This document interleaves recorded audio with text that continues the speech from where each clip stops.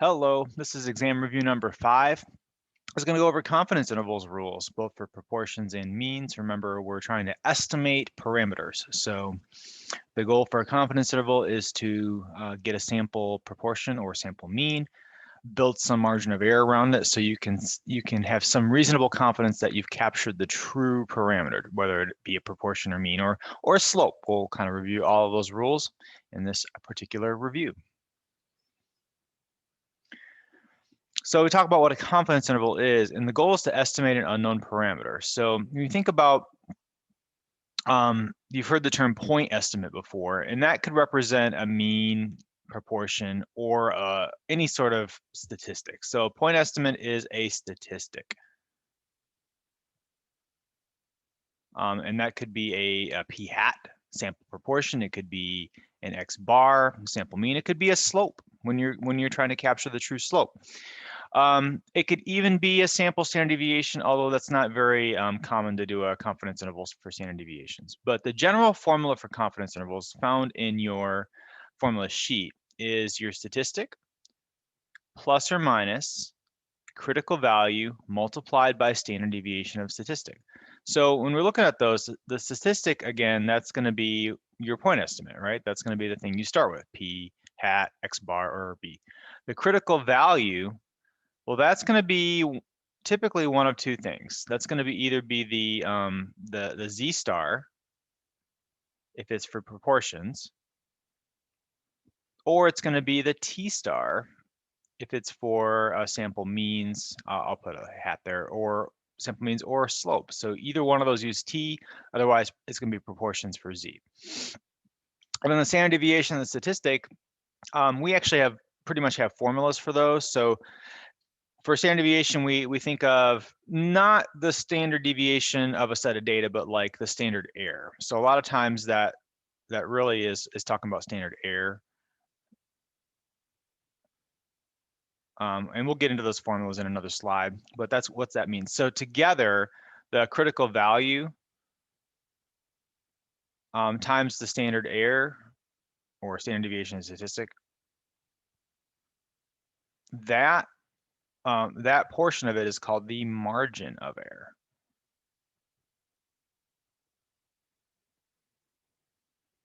So this part right here, after the plus or minus, is your margin of error.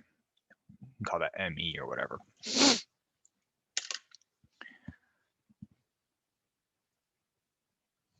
So we have a couple interpretations. One thing we can interpret as the confidence level, and then the other thing we interpret as the confidence interval. So we have two template statements that we typically use to do those interpretation. I would say, if you have nothing else to memorize, these are the things you want to memorize. These template statements, like how to do confidence intervals, confidence levels, and go back to regression. There's different templates that we memorize for those, but we want to be comfortable saying these things. So the templates always want to be stated in context. Okay, that's really important. Wording is great, right? You can say all the right terminology, but if you don't provide any sort of meaning behind it in terms of what problem we're looking at, you're not going to get full credit on a free response problem. It just won't happen. They always look for context on these. So it says C% of all intervals produced using this method will capture the true mean difference in means, proportions, difference in proportions, or slopes. So let's say you calculated a confidence interval at a 95% confidence level, sample size 50, trying to estimate a proportion. You would say 95% of all samples of size 50 for this data will capture the true proportion and for whatever parameter it is. So always use the correct parameter, but just as important, always use context. So memorize this statement here. We call this a template statement.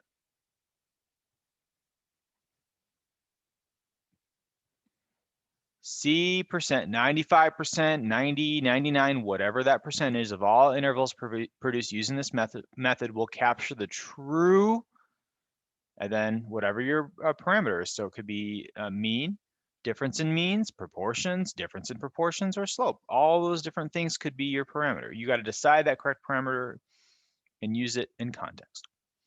Then there's confidence interval. Okay, so let's just confidence level, interpret the confidence level. That's what that means. The interval, well, that's gonna be different, right? That's always gonna be at the conclusion, right? When you do that summary at the end, right? Whether you use state plan, do, or conclude, or PASS. That very last sentence, I am 95% confident that the true proportion of adults who like chicken wings is captured by the confidence interval from 83% to 94%, because most people like chicken wings. So always use context in that, but that's how the interval is. It's always going to be at the end of your 4-step process. And then a free response question, you're gonna always interpret the confidence interval. That if you're asked to construct a confidence interval, that's always gonna happen. You're not always asked to interpret the confidence level, but it will ask for it if you need to. So if it says level, that is not the same thing as the interval. So don't try to well, I'm 95% confident if it says level. Say that percent of all intervals using this method will capture the true parameter. There's lots of different types of intervals we study. These are all in your calculator. They have calculator names, and there are formulas for those. Now, I don't get caught up in memorizing the formulas because we can construct an interval using technology and do all the conditions, the summary, everything like that, without having to do a whole lot of extra actual math involved. But where can you find all these intervals? Well, remember a t-interval for a sample mean, or for a population mean, estimating the population mean. That's called a one sample t-interval. We say one sample t-interval, but we just say t-interval in the calculator. So if you go to second stat, my bad, just press stat and go to tests. Stat tests, they're all right under there. So the tests we'll do in our last review, but for the intervals, we have t-interval. That should be number 8. Okay, let's write that down there. This is number 8. And the formula is the sample mean plus or minus t star times the standard deviation over the square root of n. And the degree of freedom is always n minus 1, n minus 1. Now, if you have a 2 sample t interval, you're trying to estimate the difference of 2 means. Difference of 2 means. I'm going to write this here. Difference of 2 means. Not the mean difference, the difference of 2 means. It's different, okay?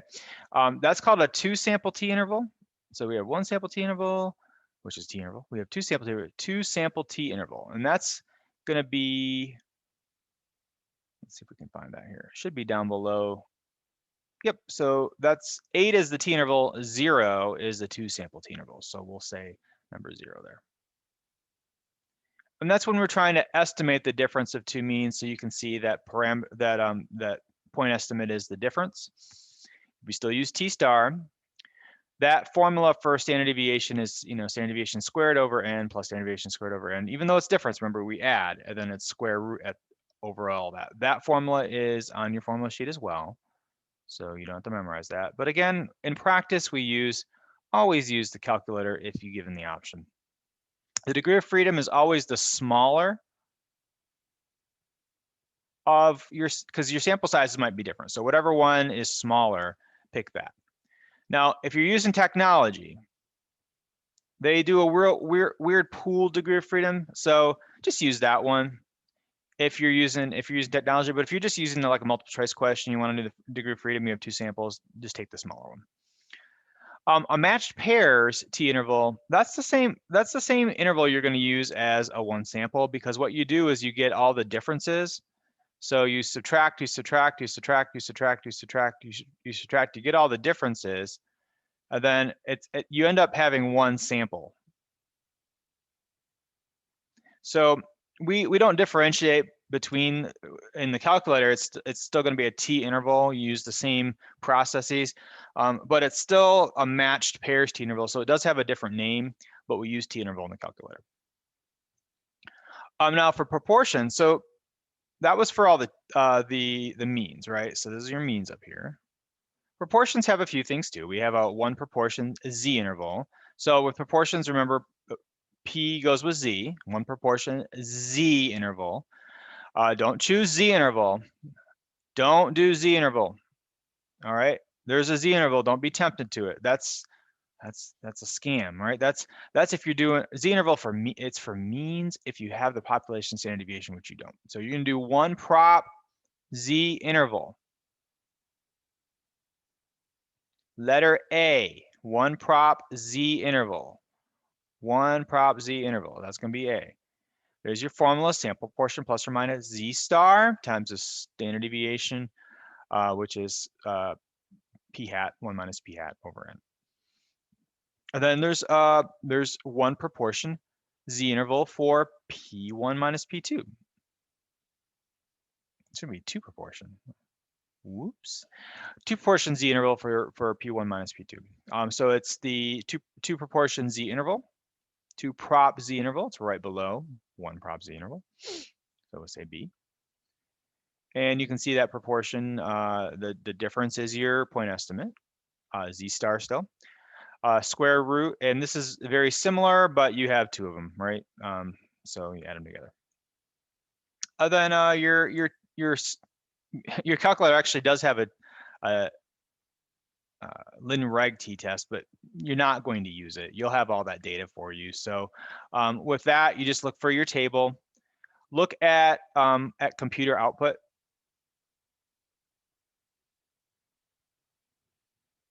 And you can see in a previous review, I think it was review number 2, we did a little bit of a look at that. But basically, you're going to have the degree of freedom n minus 2. That's because it is two variables. So anytime you have like an x and a y, it's going to be n minus 2, not n minus 1. So it does use t. And all that information is typically going to be provided for you. So you're not going to really use the linear regression t interval on your calculator, but it is there. So those are the types of intervals you've studied, and we'll get some more practice on those in those multiple choice problems. Oh, one thing that I want to do before we move on, we want to make sure we can get T star and Z star from a table or graph. And I think there's, in a couple slides later, there's some methods that I have to estimate those. So we'll get into that. Just a quick thing on your formula sheet, you are provided some basic standard deviations and whatnot for 1 and 2 populations, both for proportions. So these are for proportions. This is 1 and this is 2. So you can see these standard deviation formulas are right there. And remember, standard deviation versus standard error. Standard error is when you don't have the population parameters. So notice here it has p hats for standard error. That's the only difference. And you're not going to really use this this pooled stuff here. So I don't really mess with this stuff too much, but these are the ones that your formulas typically use for, well, right here for your standard deviation statistic right there, either the 1 sample or 2 sample proportions. Also, means have the same thing. So the mean, remember, it is for 1 sample, it's the square s over the square root of n versus s squared over n plus s squared over n, all square rooted. So you see your standard deviations there, standard errors of the sample statistic. And remember, standard error, again, because we only have the sample standard deviation. So the sample standard deviation, typically when you have a set of data, you only have that. Right, so we typically say we call it standard error, not standard deviation of the statistic, because we normally don't have population.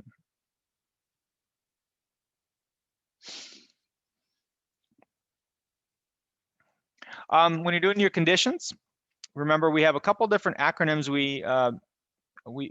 I mean, I might have said it before, RIN, just random, independent, and normal. But with the random, it's always about the you have to state that people were randomly selected or randomly assigned if it's an experiment. That part's important because you want to have unbiased data. Remember, we do random for unbiased. Unbiased. Independent, we do independent. That's that 10% condition. We don't want to screw up our probabilities of selecting people. So we tend to say less than 10%. Little thing here, n is less than or equal to 10%, 0.1 of capital N. So capital N standing for population, lowercase n for sample size. Now the normal depends on what you're doing, right? So these two pretty much are the same for whatever interval you're doing. Normal, if it's proportions, or 1 or 2, we want both your successes and your failures to be at least 10, right? So you multiply NP, make sure it's 10, and 1 minus P, make sure it's 10. Do the calculations, don't just say they are. You actually have to calculate them, so make sure you multiply them together. And it's okay to use P hat because a lot of time you're given sample data, right? So you use P hat if you're given sample data, so you can show that. But that's your normal for proportions. For T's, you have a couple different things you have to kind of think of. One thing is you're looking for a approximately normal. It doesn't have to be normal, approximately normal. And that condition can be satisfied in a couple ways. One is if your sample size is greater than or equal to 30, you've actually reached essential limit theorem, which states that the sampling distribution is going to be approximately normal. So you're good there, all right? So you say, hey, sample size greater than 30, large sample size, central limit theorem. You can say CLT, and we know what that means. Now, if you have a smaller sample size, you can set a box plot, histogram, or even a dot plot would work. Or if it's drawn for you, reference that. All right, the dot plot doesn't seem to have no strong skewness, no outliers. So you're good. And if it's less than 15, it needs to look roughly normal. But again, you want to just mention that no strong skewness or outliers. Don't have data if you're doing a sample of 10. Don't have it look like this. That's not good data to estimate a parameter. Okay, it has to be approximately normal or no skewness at least, preferably no outliers. Matched pairs T intervals. Now with one sample, we have one sample. With matched pairs, it's two samples, but you subtract them, so you only look at the differences between the two sets of data. So again, you only plot the differences for matched pairs. Now, if it's a 2 sample T interval and you have 2 different samples, for that one, you're going to plot both. So random, independent, and normal, depending on whether it's proportions, large counts, 10 or more, and 1 or 2 samples, or matched pairs goes along with 1. Then we do liner for slope intervals. So remember that the liner stands for linear, independent, which is your 10%. Normal, that's the normal residuals. The equal variance, which is like your residual plot has to be similarly spread out over the residual plot. And then the R stands for random. So linear, independent, normal, equal variance, and random for that liner. Okay, real quick, I know people kind of say, oh, how do I know if it's Z or T? Z uses proportions, T uses means or slopes. And you can say, you know, nobody wants to pay taxes, so we say ZAP tax, right? ZAP tax. Z goes with P, T goes with X for means. So P hat, Z, X bar, T. So remember that. Now, rare occurrence, but if you are given the population standard deviation, you have to actually use Z star, but you're probably not going to see that, so don't worry too much about that. And the degree of freedom is crucial. It's always going to be n-1 for means And you always take the smaller if it's two sample, and then n minus 2 for slope. Now, how do you get z star? How do you get t star? Got a couple different ways. So we have our table here. Let me blow this up a little bit. First thing on your, this is table B.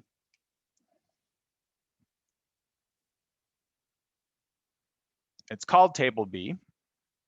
And your z stars are right down here. So if it's asked for your confidence, if you're given a confidence level, chances are it's going to be one of these percentages. And all these numbers represent your z star.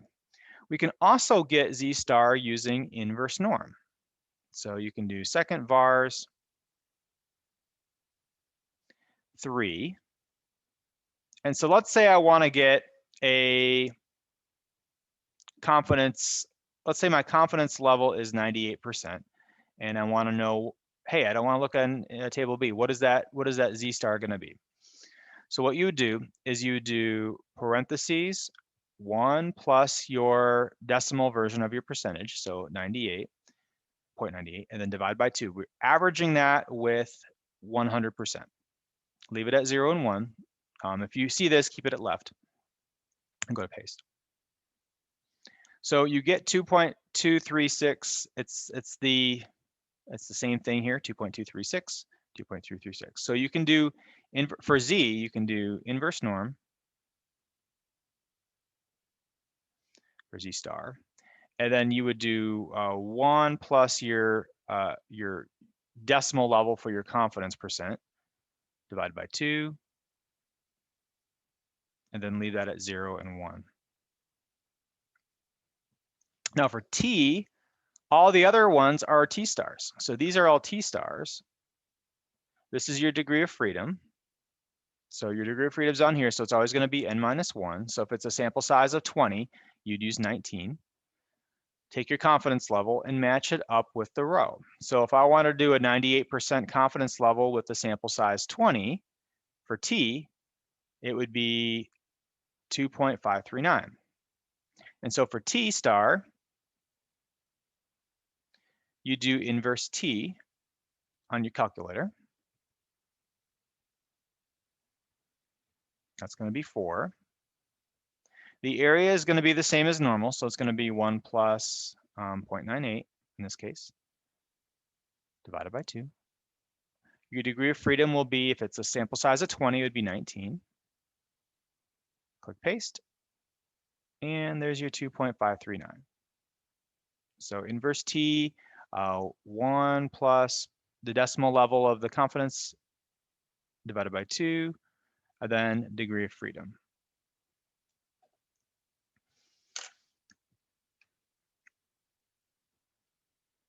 And then finally, just to kind of do a free response, you're going to be asked to write up your interval. It's going to say, hey, estimate the true parameter, or estimate this, or construct a confidence interval. Don't just give the numbers. Okay, that's 1 point. You want to follow a 4-step procedure. So the textbook will say state, plan, do, conclude, which is great. We've used PASS, which is basically the same thing, parameter and procedure. That's your state. So we wish to estimate the true mean difference, or difference of means, or proportion, or slope, or difference of proportions, whatever it is, in context. So there's always context involved. And then you name your procedure. I'm gonna perform a blah, 2-sample t interval. Here are the conditions. And you state your conditions, right? Random, independent, or normal. And that should be assumptions and conditions. And your calculations is also called your statistical work, right? So you might think of that as statistical work, so the PAS. You do your calculator work, all right? You say what name you did in the calculator, you write the interval, you list your parameter, your statistics, your degree of freedoms, all that stuff. Calculator is okay.